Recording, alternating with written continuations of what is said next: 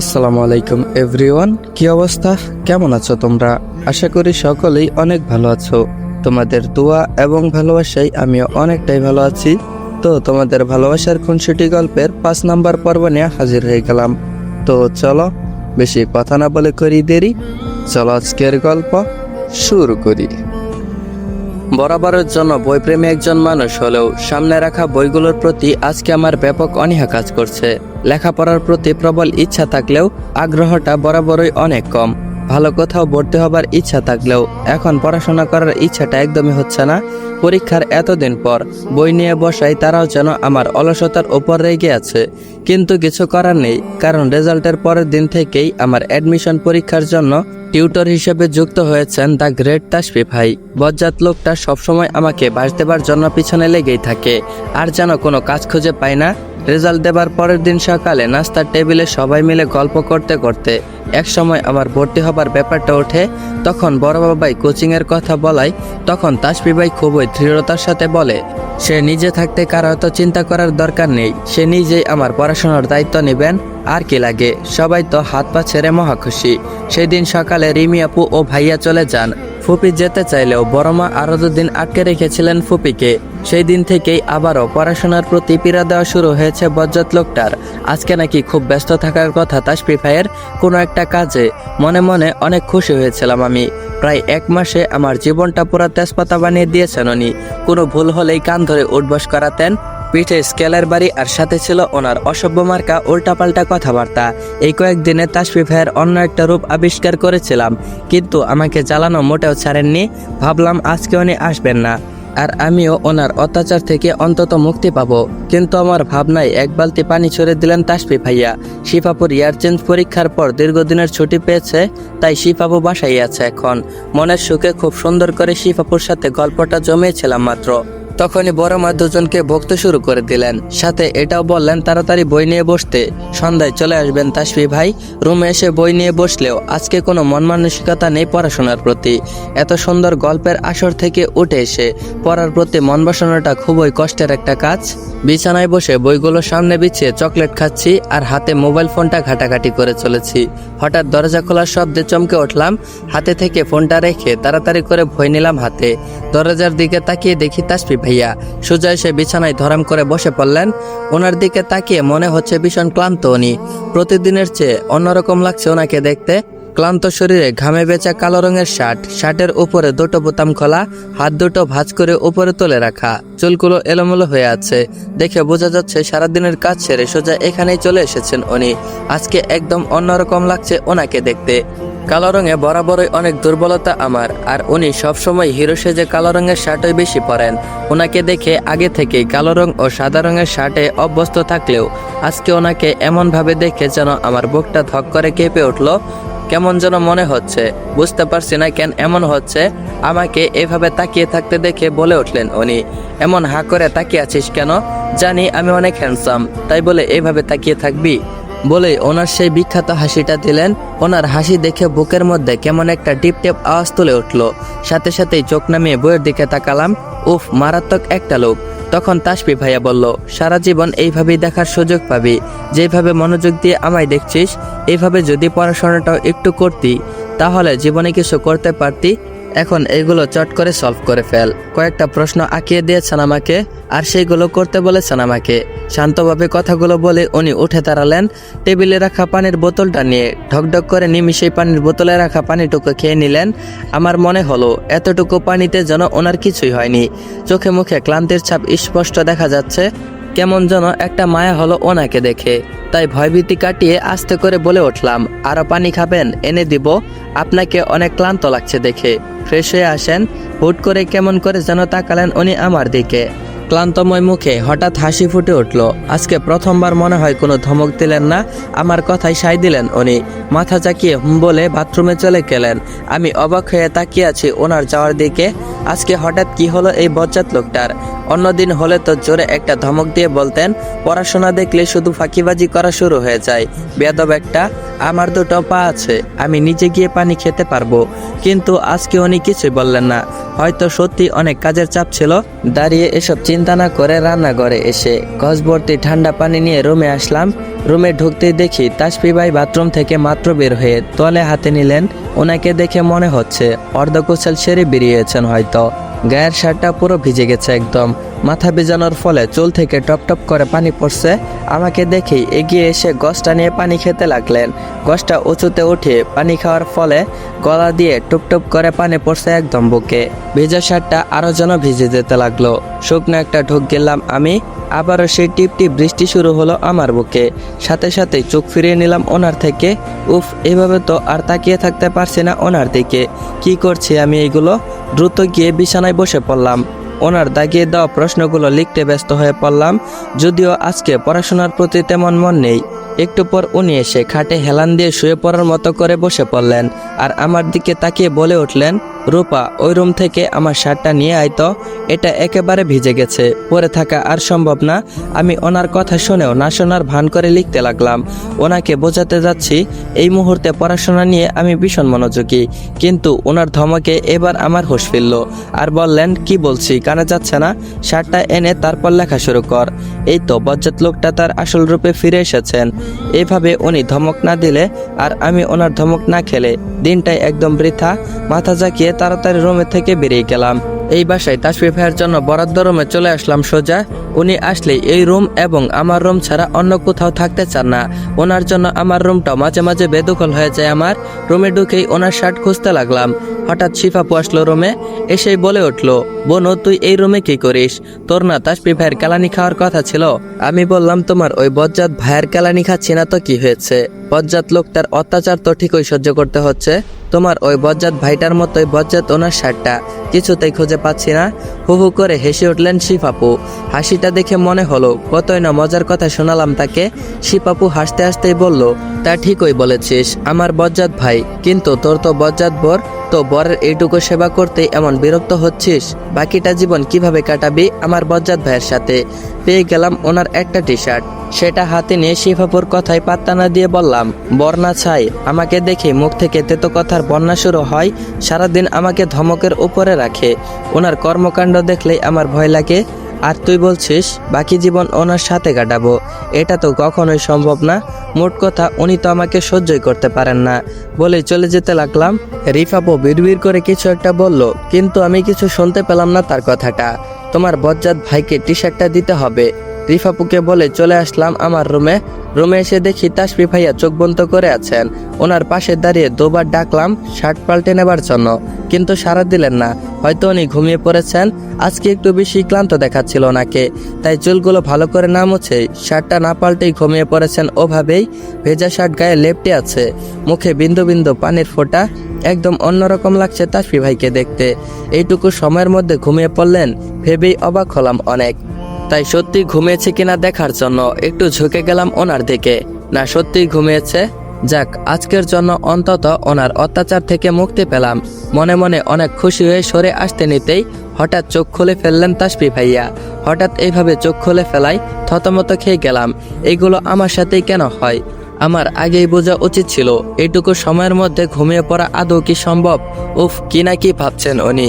এইভাবে তাকিয়ে থাকায় কিছুটা ভয় নিয়ে কাঁপা কাঁপা গলায় বলতে লাগলাম, আসলে আপনি ঘুম। আমাকে আর কথাটা শেষ করতে দিল না। হঠাৎ আমার হাত ধরে খাটে বসিয়ে দিলেন। বালিশটা সোজা করে বিছানায় রেখে অর্ধেক মাথা বালিশে আর অর্ধেক মাথা আমার কোলে রেখে শুয়ে পড়লেন। এক হাত দিয়ে আমার কোল জড়িয়ে ধরলেন যেন আমি চলে যেতে না পারি। হঠাৎ তাসফি ভাইয়ের এমন কাজ দেখে আমি যেন চমকে উঠলাম। থমকে গেলাম এক মুহূর্তের জন্য। বুকের টিপ টিপ শব্দটা আগের চেয়েও দ্রুত গতিতে ছুটতে লাগলো। কি করলেন উনি এটা হঠাৎ? এভাবে কখনো ওনার কাছে আসা হয়নি। শুধু উনি না, কোনো ছেলের স্পর্শেই যায়নি কখনো। আমি কিছু বলতে নিলেই আমাকে ডেকে উনি বলে উঠলেন, রূপু। ওনার ঘুম জড়ানো কোমল কণ্ঠে রূপু ডাকটা শুনে আবারও জোরে হার্টবিট শুরু হতে লাগলো। এত জোরে হার্টবিট করছে যে মনে হলো তাসফি ভাইয়াও শুনতে পাবে হয়তো। তাসফি ভাইয়া আবারও বলল, রূপু মাথাটা খুব ব্যথা করছে, একটু টিপে দে তো। একদম না করতে পারবি না কিন্তু। হঠাৎ কি হলো আমার জানি না, হাত দুটো আপনা আপনি চলে গেল ওনার মাথায়। মাথায় হাত দিয়ে বুঝতে পারলাম হালকা গরম হয়ে আছে ওনার শরীর, হয়তো জ্বর আসবে। আর কিছু না ভেবে আস্তে আস্তে হাত বুলিয়ে দিতে লাগলাম ওনার মাথায়। মায়া জিনিসটা বড্ড অদ্ভুত, কখন কোথায় কার প্রতি যে তীব্র মায়া আটকে যায় এই ছোট্ট মনটা, সেটা বোঝা নিতান্ত একটা কঠিন কাজ। কোনো জিনিসের প্রতি মায়া আটকে গেলে সেখান থেকে বেরিয়ে আসা কষ্টকর, হোক সেটা কোনো বস্তু, প্রাণী বা কোনো জলজান্ত মানুষ। ভালো না বাসলেও গভীরভাবে আকৃষ্ট করে তাদের দিকে, অন্যরকম একটা টান ও ভালোবাসা কাজ করে। ঠিক তেমনি আমার এই ছোট্ট মনটা হঠাৎ করেই কারো প্রতি মায়ার উদয় হয়েছে, চাইলেও কাটিয়ে উঠতে পারছি না সেই অদৃশ্য মায়ার বেড়াজাল। সেই দিনের পর থেকে বিগত 1.5 মাস তাসফি ভাই নামক বজ্জাত লোকটার প্রতি নাম না জানা এক অজানা মায়া কাজ করে, যেন যে মানুষটার সাথে কথা বলতে গেলে গলায় আটকে যেত। ভয়ের কারণে পেতাম না কথা বলতে, তার সাথে একদম স্বাভাবিকভাবেই কথা বলতে পারি, কিন্তু ভয়টা কোনোভাবেই কাটিয়ে উঠতে পারিনি। হঠাৎ করে নিজেকে অনেক বড় বড় লাগে। তাসফি ভাইয়ের সাথে এক অদৃশ্য মায়ায় আটকে যাওয়ার পর এক অন্য আমিতে পরিণত হয়েছি। বারবার মনে হয়েছে এই বিয়ে নামক পবিত্র বন্ধনে আবদ্ধ হওয়ার জন্যই এমন অবুঝ হয়ে যাচ্ছে আমার অবাধ্য মন। কিন্তু আমি তো কোনো দিক থেকেই ওনার যোগ্য নয়। প্রতিদিন ওনার দেওয়া খোঁচাগুলো বারবার করে আমাকে সেটা মনে করে দিচ্ছিল। ওনার দেওয়া খোঁচাগুলো আমলে না নিলেও সেই রাতের ঘটনার পর গভীরভাবে ওনাকে পর্যবেক্ষণ করে ওনার মাঝে অন্য এক তাসফি ভাইকে দেখে কেন জানি ওনার প্রতিটি কথাই অনেক খারাপ লাগতো। হঠাৎ সেই সন্ধ্যা রাতের কথাটা মনে পড়ে গেল। তাসফি ভাইয়ের মাথায় হাত বুলিয়ে দিলেও অন্যদিকে তাকিয়ে থাকতে পারছিলাম না, কেন যেন ওনার দিকে তাকাতে পারছিলাম না। কিন্তু অবাধ্য চোখ দুটো বারবারই ওই বজ্জাত লোকটার দিকে তাকিয়ে যাচ্ছিল। আমার হাতের স্পর্শ পেয়ে বজ্জাত লোকটা সযত্নে নিজের চোখ দুটো বন্ধ করে ঘুমের দেশে তলিয়ে গেছিল। তাই অনেকটা সাহস নিয়ে তাকালাম তাসফি ভাইয়ের দিকে। ওনার দিকে তাকাতেই চমকে উঠলাম, যেন এভাবে কখনো দেখা হয়নি ওনাকে। আর না এতটা কাছে এসেছি। একদম বাচ্চাদের মতো ঠোঁট উল্টো করে ঘুমিয়ে আছে, ফর্সা মুখটা পানির ছোঁয়া পেয়ে আরো সজীব হয়ে উঠেছে। গালে খোঁচা খোঁচা দাড়ি, মেয়েদের মতো লাল গোলাপি ঠোঁট, গায়ে আধো ভেজা শার্ট, একদম আমার কল্পনায় রাখা মানুষটার মতো। তখন নিজেকে কিছুটা সামলে নিলেও আবারও চমকে উঠলাম। সাথে সেই চিরচেনা বুকের বাপাশে ধুকধুক শব্দ করে উঠল। মনে হচ্ছে এই দুকদুক শব্দটাই তাসফি ভাইয়ের গভীর ঘুমটা ভেঙে যাবে। আবার কয়েকবার জোরে জোরে শ্বাস নিয়ে বুকে হাত দিলাম, নিজেকে স্বাভাবিক করার চেষ্টা চালিয়ে গেলাম। কিছুটা স্বাভাবিক হতে পারলেও পুরোপুরি হতে পারলাম না। আমার এই কিছুটা স্বাভাবিক হওয়াকে আর দ্বিগুণ মাত্রায় বাড়িয়ে দিতে হঠাৎ দরজা খোলার শব্দ হলো। চমকে উঠলাম, দরজার দিকে তাকাতেই দেখলাম বড়মা থতমত খাওয়া মুখ নিয়ে দাঁড়িয়ে আছেন খাবারের ট্রে হাতে। বড়মাকে দেখে চমকে ওঠে, বুকটা আরো জোরে ধুকধুক করতে লাগলো। তাছাড়া তাসফি ভাইকে হাত ছাড়িয়ে যখনই উঠতে যাব, কিন্তু পারলাম না। আমার সামান্য নড়ে চড়ে ওঠাই উনি পুরো মাথাটা আমার কোলে রাখলেন, দু হাতে গভীরভাবে জড়িয়ে ধরলেন আমার কোমর।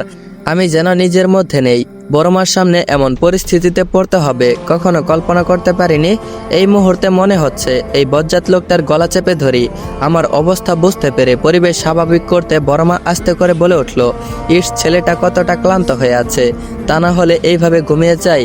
সেই সকালে নাকি বের হয়েছিল কিছু না খেয়ে, সারাদিন কি খেয়েছে না খেয়েছে, বসার সময়টাও হয়তো পাইনি। এখন দেখ এইভাবেই ঘুমিয়ে গেছে। এগিয়ে এসে টেবিলে খাবারটা রেখে দিল বড়মা। আমাকে উদ্দেশ্য করে বলল, তাসফি ঘুম থেকে উঠলে ওকে খেতে বলিস, আর তুইও সাথে খেয়ে নিস। সকাল থেকে হয়তো কিছুই মুখে তোলেনি ছেলেটা। চুপ করে মাথা নিচু করে রইলাম আমি। বড়মার দিকে তাকানোর সাহসটা আমার নেই, তাই নিচের দিকে তাকিয়ে মাথা নাড়ালাম। আমার মাথা নাড়ানোর দিকে চলে যেতে গিয়েও আবারও আমার দিকে এগিয়ে আসলেন। আমার মাথায় হাত বুলিয়ে বলে উঠল, এত লজ্জা পাওয়ার কি আছে, তাসফি তো তোর অন্য কেউ না। হট করে মাথা তুলে তাকালাম বড়মার দিকে। আমার এমনভাবে তাকানো দেখে শব্দহীন হাসলো। বড়মার কথা বলা ও হাসি দেখে কিছুটা অবাক হয়ে গেলাম আমি। ভুল কি বললাম রে মা, তাসফির সাথে তো সবচেয়ে পবিত্র বন্ধনে বেঁধে গেছিস। একমাত্র আল্লাহ ছাড়া চাইলেও কেউ তোদের আলাদা করতে পারবে না। সেই দিন কোনো ভুল না করেও সবাই তোদের ভুল ভেবেছে, কিন্তু এখন তোদেরকে এইভাবে থাকাটা কেউ ভুল ভাববে না, কেউ ভুল চোখে দেখবে না। সেই পথটা এখন সেই দিন থেকে বন্ধ হয়ে গেছে। আর কাউকে ভয় পাওয়ার প্রয়োজন নেই। তাসফির সাথে সময় কাটা, বোঝার চেষ্টা কর। দেখবি রাগে কথায় কথায় তোকে ধমক দেওয়া তাসফি না, বরং অন্য তাসফিকেই দেখতে পাবি। এই মুহূর্তে বড়মাকে আমার কি বলা উচিত বুঝতে পারছি না। আমতা আমতা করে বলে উঠলাম, তাসফি ভাইয়া আসলে এইভাবে ঘুম।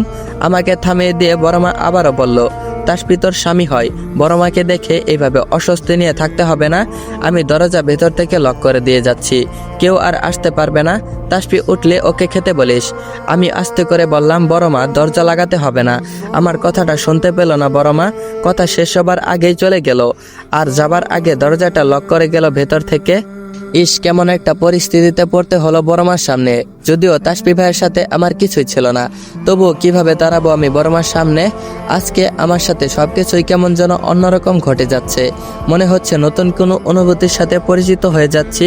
বড় মা কথাগুলো বারবার আমার ছোট্ট মস্তিষ্কে আঘাত আনছে। আসলেই তো আমি এই রাগী রকচটা লোকটার সাথে বিয়ে নামক এক পবিত্র বন্ধনে আটকে গেছি। গালে কিছুর স্পর্শ পেয়ে কেঁপে উঠলাম কিছুটা, গভীর ঘুমটা আলগা হয়ে গেল।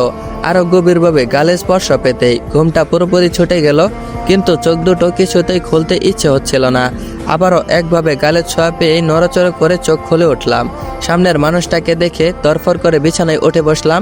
তাসফি ভাইয়া, উনি এইখানে কেন এলেন এইখানে? কিছুক্ষণের জন্য থতভম্বিত হয়ে গেলাম।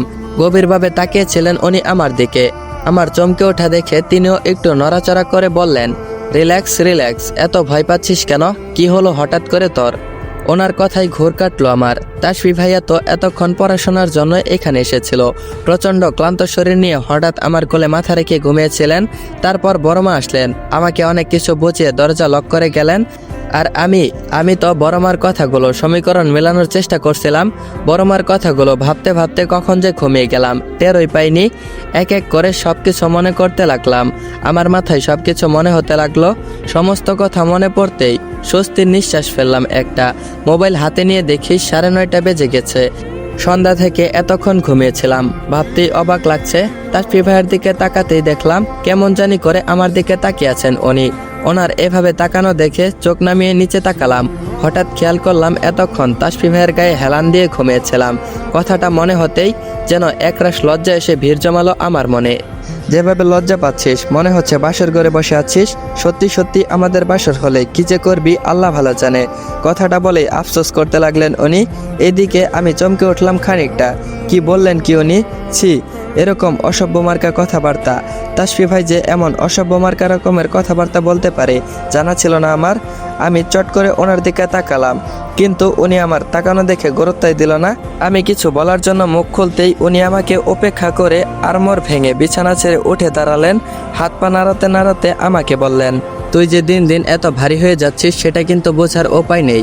উফ বাবা, হাত পিঠ একদম তুন্ডে গেছে তোর ভরে, একদম ছোটখাটো একটা হাতের বাচ্চা। আমি বললাম, হাতের বাচ্চা? কে হাতের বাচ্চা?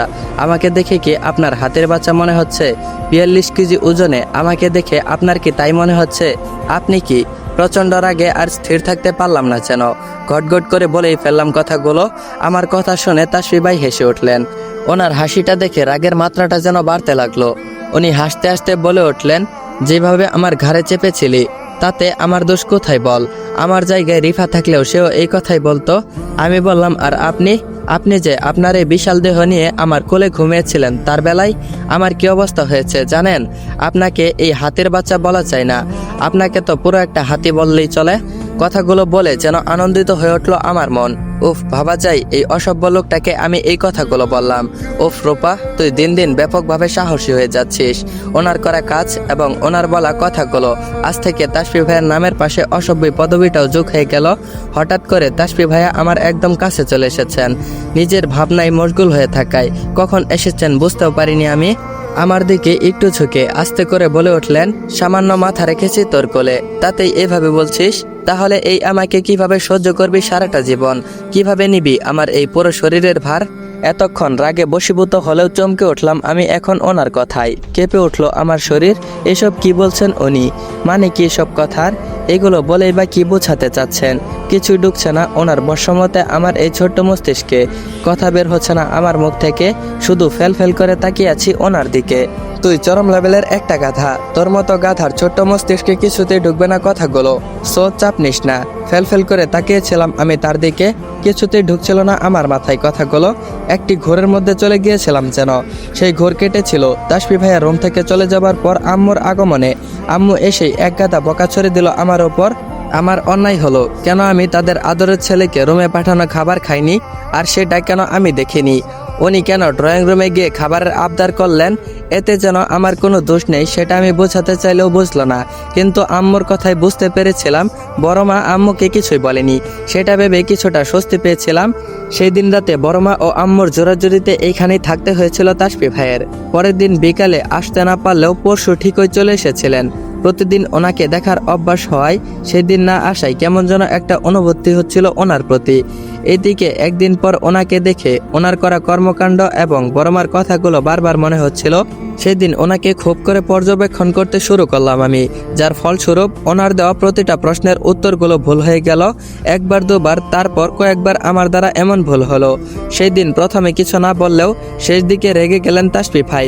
আমাকে অনেকগুলো কথা শোনালেন, একসময় প্রচণ্ড রেগে গেলেন। তোর মতো গাধাকে কখনোই ঠিক করা সম্ভব না আমার দ্বারা, সেটা তুই প্রমাণ করে দিলি। অযথায় আমার বিসিএস এর পড়া রেখে মূল্যবান সময় নষ্ট করে মামা মামিদের সম্মান বাঁচানোর জন্য তোকে মানুষ করতে এসেছিলাম, কিন্তু আজকে তুই আমাকে নিরাশ করে দিলি রূপা। হতাশ হয়ে গেছি আজকে আমি। একদম ভুল সিদ্ধান্ত নিয়েছিলাম তোর দ্বারা আমার ইচ্ছাগুলো পূরণ করতে চেয়ে। থাক তুই তোর মতো, আর ভার্সিটির গণ্ডি পেরোনোর আশা ছেড়ে দে। কথাগুলো বলে তাসফি ভাই আর সেই দিন থাকেননি। চমকে উঠেছিলাম ওনার শেষ বলা দুইটি বাক্যে। আমার দ্বারা কিসের ইচ্ছা পূরণ করতে চান উনি? তাহলে কি ওনার সাথে আমি অপ্রত্যাশিতভাবে জুড়ে গেছি বলেই আমাকে এইভাবে কথাগুলো বললেন? আমাকে কি বুঝিয়ে বললেন আমি ওনার যোগ্য নই? হঠাৎ কিছু একটা হলো আমার মনে মনে সিদ্ধান্ত নিলাম কিছুতেই তাসফি ভাইয়ের কাছে অপমানিত হব না আমি। যে করেই হোক ওনার কথাগুলো ভুল প্রমাণিত করে ভার্সিটিতে অ্যাডমিশন নিতেই হবে আমার। তবে সেটা তাসফি ভাইয়ের ভার্সিটিতেই হোক, ওনাকে বোঝানোর জন্য যে আমিও পারি। সেদিন গভীরভাবে মনোযোগ দিলাম পড়াশোনার প্রতি। ভেবেছিলাম উনি হয়তো আর আসবেন না, কিন্তু আমাকে ভুল প্রমাণ করে ঠিকই চলে এসেছিলেন পরের দিন। আমাকে পড়াশোনার প্রতি সিরিয়াস মোডে দেখে হয়তো অবাক হয়েছিলেন কিছুটা, কিন্তু মুখ ফুটে কিছু বলেনি। আমিও রাগ ও জেদের বসে প্রতিদিন পড়াশোনার ওপরেই কাটিয়ে দিয়েছি 1 মাস। যথারীতি অ্যাডমিন পরীক্ষা তেমন ভালো না হলেও তাসফি ভাইয়ের পড়াশোনা করা ভার্সিটিতে মোটামুটি ভালোই পরীক্ষা দিয়েছিলাম। কয়েকটা ভার্সিটিতে চান্স না আসায় সবাই আশাই ছেড়ে দিয়েছিল আমার ভার্সিটিতে পড়ার, কিন্তু সবাইকে অবাক করে দিয়ে তাসফি ভাইয়ের সেই নামকরা ভার্সিটিতে 235তমতে চান্স পেয়ে যায়। সেই দিন সবার মুখে এক অবিশ্বাস্য হাসি দেখেছিলাম যেন। তাসফি ভাইও হয়তো অবাক হয়েছিল, কিন্তু ওনার চোখে মুখে অবাক হওয়ার রেশ পর্যন্ত পাইনি। শুধু দেখতে পেয়েছিলাম একরাক খুশির ঝলক। হয়তো উনি বুঝতে পেরেছিলেন এমন কিছুই হবে। সেই দিন আমি অনেক অবাক হয়েছিলাম ওনার আত্মবিশ্বাসী চেহারা দেখে। রূপা, এই রূপা বাইরে আয়। আম্মুর ডাকে ভাবনাগুলো থেকে বেরিয়ে আসতে হলো আমাকে। সেই দিন তাসফি ভাইয়াকে এতটা আত্মবিশ্বাসী দেখে অদ্ভুত মায়ায় আটকে গেছি আমি। ওনাকে সহ্য করতে না পারলেও রাগ অভিমান নিয়েও মায়া কাটিয়ে উঠতে পারিনি কোনো মতেই। অ্যাডমিশন রেজাল্টের পর আর দেখা হয়নি ওনার সাথে। আজকে আসার কথা ছিল তাসফি ভাইয়ের, হয়তো এসেও গেছেন। তাই আম্মু ডেকেই চলেছেন বাইরে যাবার জন্য। আমাকে নিয়ে মিটিং করবে সবাই, বিষয়টা আমার ভর্তি নিয়ে। সাথে থাকা খাবার সমস্ত কিছু ড্রয়িং রুমে গিয়ে দেখলাম আমাকে নিয়ে সবাই কথা হচ্ছে। তাসফি ভাইয়া চুপচাপ সোফায় বসে আছেন। এদিকে আমার নিয়ে চিন্তা করছেন সবাই। ঢাকা শহরে আমি কিভাবে থাকবো, আমাকে রাখবে কোথায়, একা একা কিভাবে থাকবো আমি, কিভাবে চলাফেরা করব, কি খাবো না খাবো, এসব নিয়ে। যে করেই হোক তাসফি ভাইয়ের পড়াশোনাগত ভার্সিটিতে আমি অ্যাডমিশন নিব। সবার এসব চিন্তাগুলো কোনো ফেক না। হোটেলে উঠলে সকলের চিন্তার অবসান ঘটবে। সাথে আমার কয়েকটা ক্লাসমেটও ওই ভার্সিটিতে চান্স পেয়েছে, তাই টেনশনের কোনো কথাই নেই। যেই আমি কথাগুলো বলার জন্য মুখ খুলতে নিলাম, তখনই কথাগুলো আমার মুখে এসে আটকে গেল। আমি কিছু বলার আগেই তাসফি ভাই বলে উঠলেন, মামা মামি তোমরা অযথাই শুধু টেনশন করছো, কিন্তু এত কিছু টেনশনের মাঝে এটাই ভুলে যাচ্ছ যে আমিও ঢাকাতেই থাকি, আর সেটাও নিজের বাসাতেই। আর ও তো আমাদের ভার্সিটিতেই ভর্তি হবে। তাসফি ভাইয়ের কথায় সকালের মুখে আলোকিত হয়ে উঠল, কিন্তু আমার মুখটা এনার্জি বাউলের মতো ফিউজ হয়ে গেল।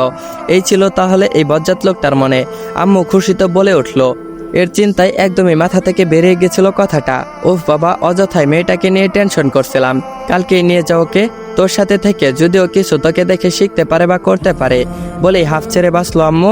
আম্মুর সাথে সাথে আব্বু, বড় বাবাই, বড় মাও একই কথা বলল। আমাকে কিছু বলতে দেওয়া তো দূরে থাক, আমার উপস্থিতি যেন কেউ আমলেই নিল না।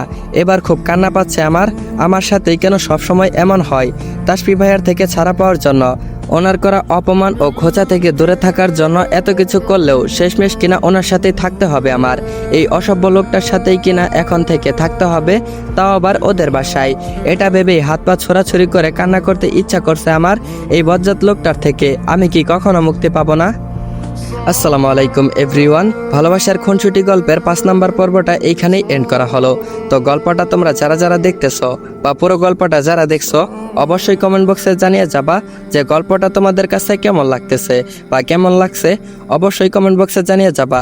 আর হ্যাঁ গাইস, যে যত পারো বেশি বেশি কমেন্ট আর লাইক করে দাও, কারণ চ্যানেল ডাউন হয়ে আছে, যার কারণে ভিডিও বানাতে ইচ্ছেই করে না। দেখো, তোমরা যদি সাপোর্ট না করো তাহলে আমি কিভাবে তোমাদের জন্য গল্প নিয়ে আসব? যদি এরকম করতে থাকো তাহলে কিন্তু আমি আর গল্পের ভিডিও আপলোড দিব না বা কোনো ভিডিওই আর ইউটিউবে নিয়ে আসবো না। তো গাইস, আজকের ভিডিওতে 100+ কমেন্ট আর 300+ লাইক করে দাও, যাতে করে পরবর্তী পর্ব খুব শীঘ্রই নিয়ে আসতে পারি। তো গাইস, যদি তোমরা টার্গেট কমপ্লিট করে দিতে পারো তাহলে খুব শীঘ্রই পরবর্তী পর্ব নিয়ে হাজির হয়ে যাব। আর পরবর্তী পর্বটাও আজকের মতো 25 মিনিট বা 30 মিনিট দেওয়ার চেষ্টা করব।